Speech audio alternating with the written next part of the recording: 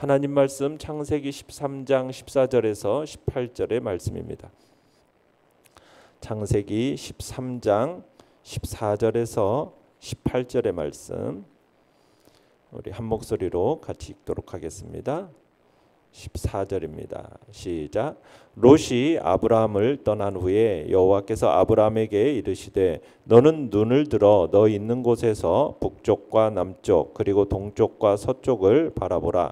보이는 땅을 내가 너와 내 자손에게 주리니 영원히 이르리라. 내가 내 자손이 땅에 티끌 같게 하리니 사람이 땅에 티끌을 능히 셀 수 있을진데 내 자손도 세리라. 너는 일어나 그 땅을 종과 횡으로 두루다녀 보라. 내가 그것을 내게 주리라. 이 아브라함이 장막을 옮겨 헤브론에 있는 마므레 상수리 수풀에 이르러 거주하며 거기서 여호와를 위하여 제단을 쌓았더라. 아멘. 오늘 말씀의 제목은 약속을 붙잡고 눈을 들어 하나님을 바라보라 라는 제목으로 말씀을 나눕니다. 어제 말씀에서 아브라함이 조카 롯에게 이제 좋은 땅을 양보했죠. 그러면서 롯은 자신이 선택한 좋은 목초지를 향해서 이제 요단 들로 떠나게 됩니다. 롯이 떠나버린 그 황량한 벌판에 이제 아브라함이 홀로 서 있습니다. 고향을 떠날 때 의지가 되었던 혈육입니다. 근데 그 혈육이 더 이상은 없는 거예요. 오직 믿음으로 신앙적인 선택을 하고 다른 사람에게 양보하는 미덕도 보여줬어요. 그러나 아브라함에게 있어서는 이 롯과 헤어진 다음에 그 참 인간적인 허탈함, 외로움 이런 것들이 밀려왔을 것으로 이렇게 보여집니다. 낯설고 물설은 이 가나안 땅. 그 가나안 땅으로 이제 기나긴 나그네 생활을 해왔지만 줄곧 어쨌든 동반자였지 않습니까? 그 동반자가 되어줬던 조카 롯, 그 롯이 그나마도 자신이 참 은혜를 베풀어 준다고 열심히 베풀어 줬는데 나몰라라 하고 자신의 행복과 풍요함을 좇아서 이렇게 자기 길을 가버리니까 아브라함에게 있어서는 인간적인 외로움과 고통을 겪어야 했던 거죠. 바로 그 순간입니다. 하나님께서 아브라함에게 찾아오십니다. 그러면서 땅에 대한 약속, 자손에 대한 약속을 재확인시켜 주시는 거죠. 아브라함이 롯과 작별한 후에 이제 허탈해하고 있을 때, 그때 하나님께서 그를 찾아와서 땅과 자손을 주실 것을 확인해 주시면서 격려하시고 위로를 주시는 겁니다. 그러니까 하나님은 아브라함이 위기를 맞을 때마다 하나님은 찾아오셔서 격려해 주시는 거죠. 말씀으로 매우 부드럽고 따뜻하게 다가오시는 겁니다. 아브라함의 이 생애를 살펴보면 위기를 맞을 때마다 하나님은 나타나셔서 약속을 확인시켜 주시고 언약을 맺으시는 그런 모습을 우리가 알 수 있는 거거든요. 참 하나님은 그만큼 우리에게 참으로 우리를 격려하시고 위로하시는 정말 부드럽고 따뜻한 그런 하나님이시다라는 것을 우리가 볼 수가 있다는 얘기입니다. 내용과 먼저 1번을 보시면 자, 하나님께서는 아브라함에게 무엇을 약속해 주고 계십니까? 자, 14절에서 17절까지를 다시 한번 읽어보겠습니다. 시작.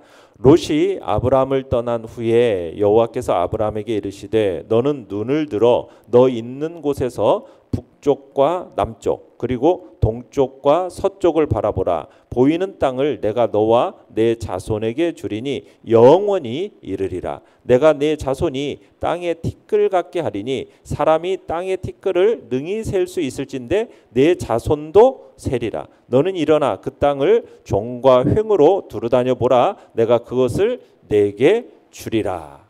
자, 눈을 들어서 동서남북을 바라보라. 네 눈으로 보이는 그곳을 너와 내 자손에게 주겠다라는 거죠. 자, 그러니까 하나님께서 뭘 약속해 주고 계십니까? 아브라함에게 가나안 땅을 기업으로 주시겠다라는 거죠. 또 두 번째는 무슨 약속입니까? 아브라함에게 자손을 셀 수 없을 정도로 많이 하시겠다. 그런 약속을 주시는 거예요. 그러니까 아브라함에게 지금 주변을 둘러보라고 지금 하시지 않습니까? 북쪽, 남쪽, 그리고 동쪽, 서쪽 이렇게 바라보라. 이 얘기는 뭐냐면 법적으로 땅의 소유권을 넘겨줄 때 그 당시의 풍습입니다. 그러니까 땅을 이렇게 이제 소유권을 넘겨줄 때 풍습으로서 이렇게 주변을 둘러보도록 하는 것인데, 그걸 근거로 하나님께서 지금 아브라함에게 이야기하고 계시는 거예요. 그 보고 있는 이 땅, 너와 내 후손들에게 영원히 주시겠다, 지금 말씀하고 계시는 거죠. 그러니까 이 땅의 소유권이 영원히 아브라함과 그의 후손들에게 있음을 선언하고 계시는 겁니다. 자, 그런데 이게 곧바로 그 약속이 현실화가 됩니까?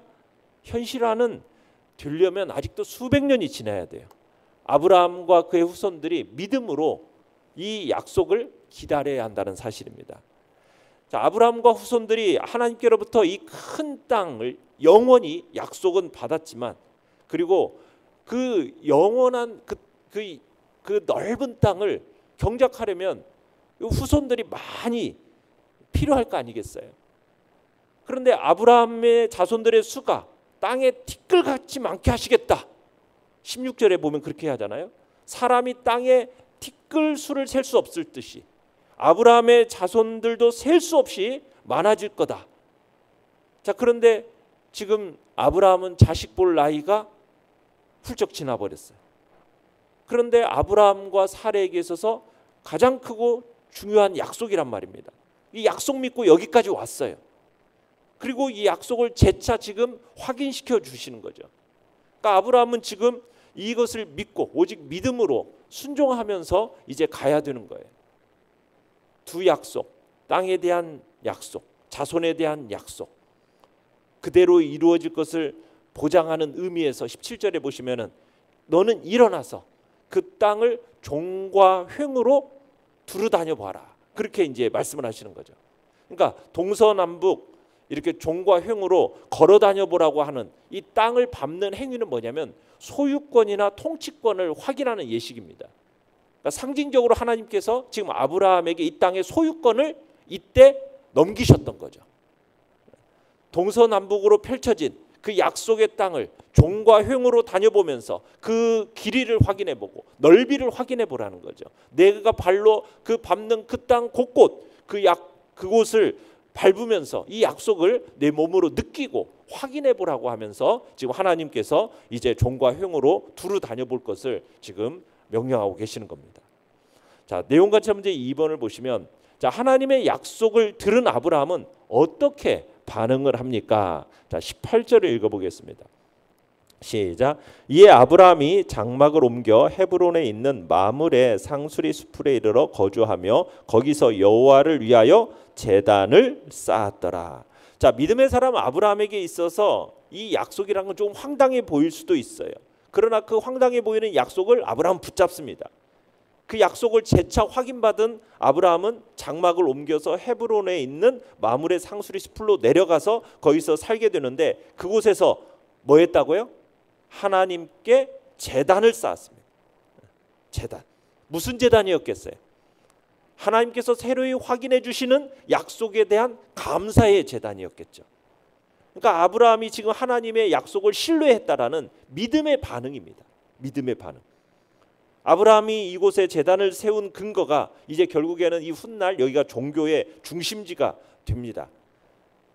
아브라함은 가는 곳마다 제단을 쌓고 여호와의 이름을 불러서 예배를 드렸어요. 그러면서 이곳은 하나님을 섬기는 땅이다, 하나님을 예배하는 땅이다라는 것을 몸으로 확인하고 증거하는 삶을 살았던 것이 바로 또 이 아브라함의 삶임을 우리들이 보게 됩니다. 자, 연구한 묵상 문제 3번. 아브라함이 남쪽 헤브론으로 이동해 제단을 쌓은 이유는 무엇이겠어요?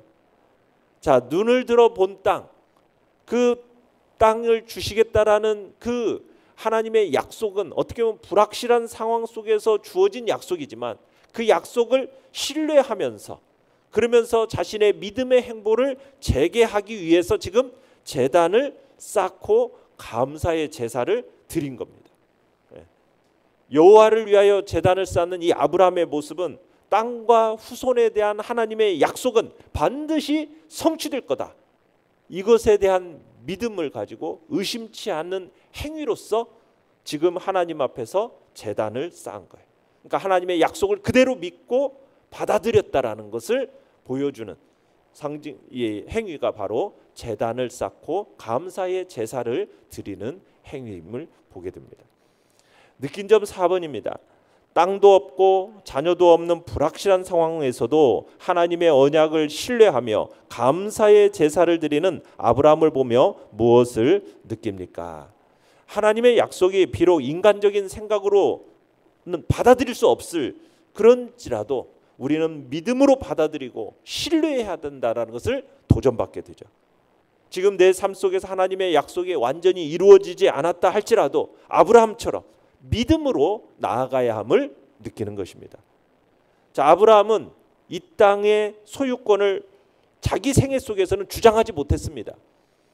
이 약속이 성취되기 위해서는 몇백 년이 더 기다려야 돼. 몇백 년을 더 기다려야 됐어요. 우리의 신앙생활 속에서도 이런 모습이 있을 수 있다라는 거예요.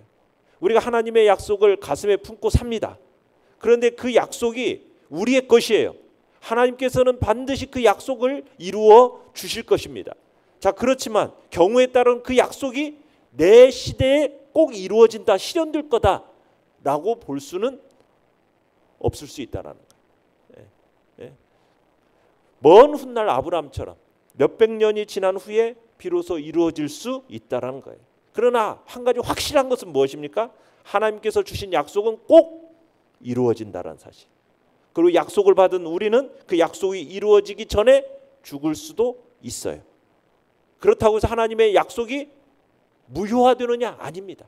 계속 유효되고 실현될 때까지 누군가를 통해서 세대를 거듭해서 그 약속은 전수가 되어질 것입니다.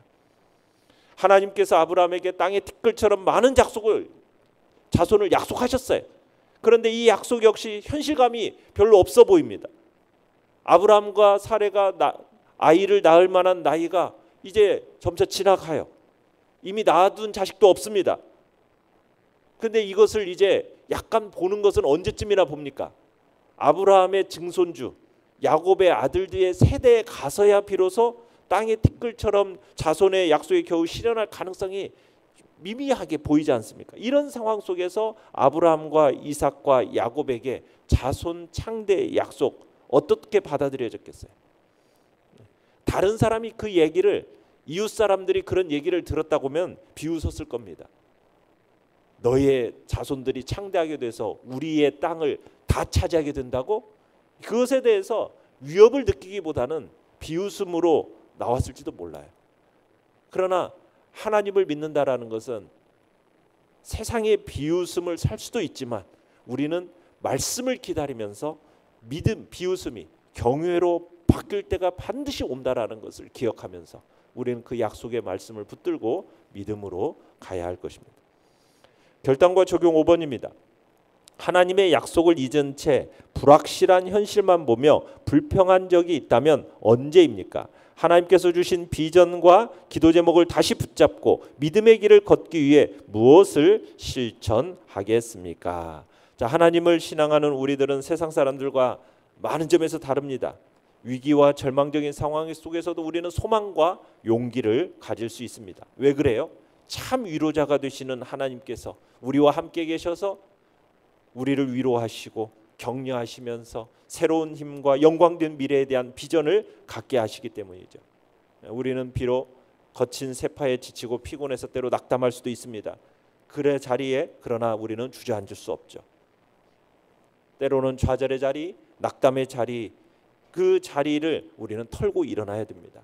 위로의 하나님을 의지하시면서 하나님의 약속을 바라보시면서 우리의 구원이 완전히 성취되는 그날까지 천성을 향해 달려가겠다 결단하는 우리가 되기를 간절히 바랍니다. 오늘의 기도 같이 읽겠습니다. 시작. 불확실한 삶의 광야에서 하나님의 약속을 붙잡고 주님만을 신뢰하며 살게 하소서. 아멘.